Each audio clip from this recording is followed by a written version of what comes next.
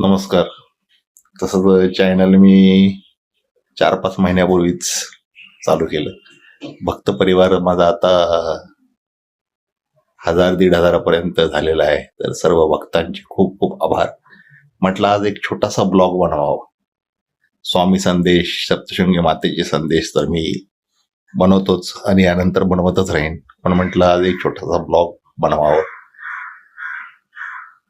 Blog बनवण्याचा उद्देश एवढंच आहे की स्वतःमधली किती क्षमता आहे आणि भीती नाहीशी करण्यासाठी मला ब्लॉग बनवायचा होता. तर आजपासून मी ब्लॉग बनवायला सुरुवात करतो. मी ब्लॉग पण बनवेन आणि जो माझा उद्देश आहे सनातन हिंदू धर्माच्या बाबतीत जे काय सांगायचं आहे ते पण मी करीनच. मला सपोर्ट करा, फॉलो करा, लाईक करा.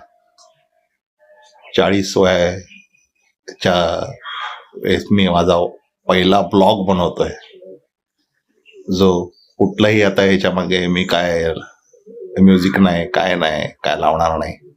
नॉर्मल जसा आहे तसा पहिल्यांदा बनवला आहे स्वामींच्या कृपेने.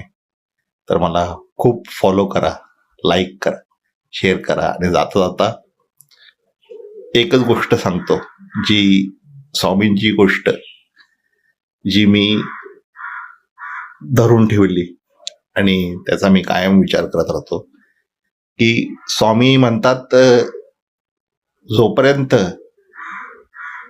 टीकेचं रूपांतर टाळ्यांमध्ये होत नाही ना तोपर्यंत थांबू नकोस.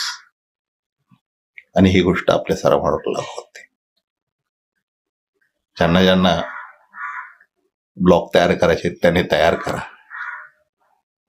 टीकेचं रूपांतर टाळ्यांमध्ये होईपर्यंत थांबू नका. श्री स्वामी समर्थ.